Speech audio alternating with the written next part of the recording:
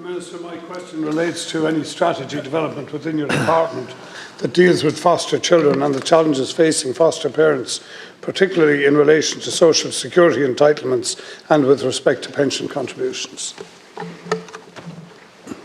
Thanks very much, Deputy. So I think you asked this question in the context of the Young Ireland strategy that was recently published. So that's the new national policy framework for children and young people, which was launched by my department on the 21st of November this year. And that new policy framework covers the period of 2023 to 2028, and it envisages an Ireland which fully respects the rights of children and young people. And Young Ireland was informed by consultation with children and young people, professionals and parents, as well as recent data and evidence about the issues facing children and young people, including children in foster care.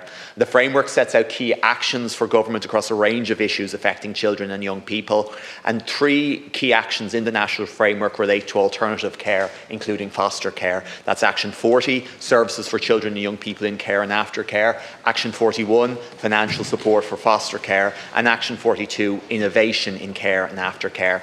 Action 41.3 relates to raising basic rates of the foster care allowance. It was a priority of mine to secure a meaningful increase to the allowance in order to support the vital work being carried out by foster carers.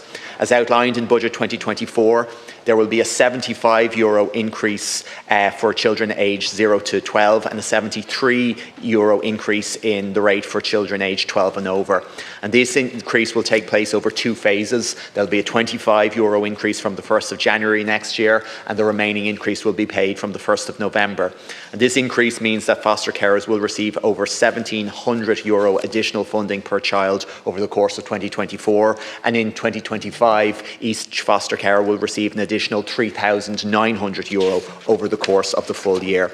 So the framework sets out an ambitious roadmap for actions for children, including those in foster care, and I look forward to working constructively and effectively with TUSLA and my colleagues, including the Minister for Social Protection, on the actions contained within the national framework, which will continue to improve the range of supports available for children in foster care and the foster carers who support them.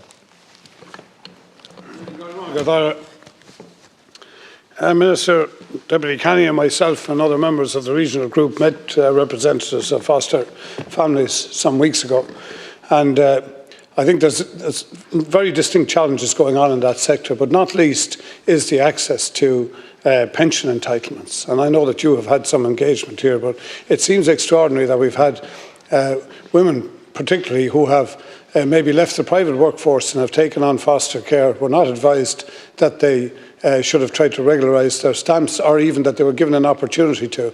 And we spoke to one foster lady who has arrived at 68 years of age, has now retired, and basically has no access to a contributory pension and no recognition for the 30 years of fostering that she did. And there doesn't seem to be any pathway for her to access any kind of increased social security support, and I don't think that's adequate. We have 5,800 children, I understand, in foster care at the moment. Could I ask you just to respond to a specific question, if you please, Minister? How much are we paying on average for children in residential foster care? I'm being advised that we could be paying anywhere from €1,500 to €10,000 per week. Could you just respond to me on that, please? Sorry, Debbie, are you talking in residential care? In residential care, yes. Residential care. Yeah.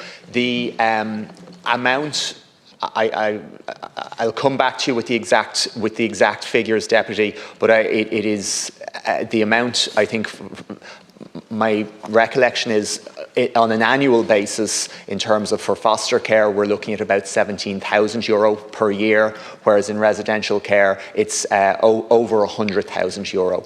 So the difference in terms of, and this is without talking about the value for the child, but in terms of pure value for money, foster care is of much more benefit to the state. And it is, of course, for the vast majority of children, far more beneficial as well. And that's why I've taken quite significant actions to support foster care in terms particularly of the change to the allowance. But we've also engaged quite extensively with the Department of Social Protection on the pension issue, and maybe in my last minute I might take that opportunity, but I'll come back to you with the explicit figures in terms of the difference of an annual cost to the state for foster care versus residential care, because it is a dramatic difference.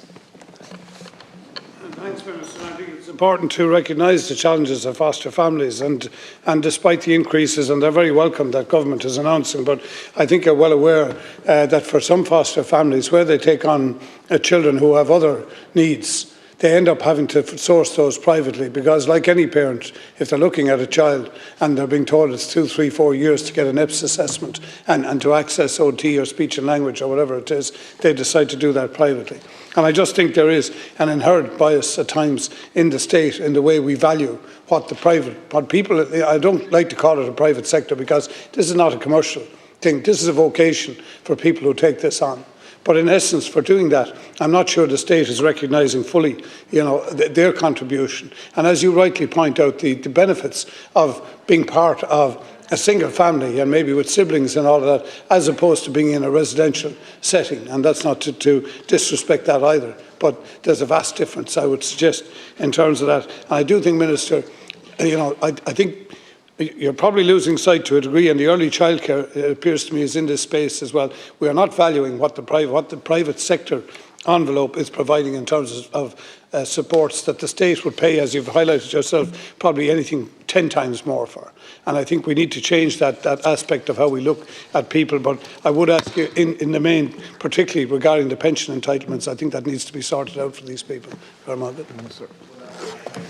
I would disagree with you there, definitely. The state very much values the work that's been done in terms of foster care families across the country and the importance of supporting that. And I've worked to support that in terms of the significant increase in the allowance that I outlined earlier on. I've met with Movement for Change and IFCA in the last number of months. The issue of the pension is very important. In the national framework that I discussed earlier on, Young Ireland, Action 41.2 commits the Department of Social Protection to consider the credits available to foster carers for periods of time spent caring, with a view to supporting eligibility for the state pension, and also references including foster carers within the proposed changes to attribute contributions for periods of long-term care when caring for an incapacitated dependent. So when we met with IFCA and Movement for Change, we discussed, I think, some of the lack of clarity for foster parents themselves in terms of what is available there right now, how they can align their contributions with existing contributions, and we're working with social protection, initially at least, to just provide greater clarity, better information in terms about what steps a foster carer can take to maybe resolve potential gaps in pensions.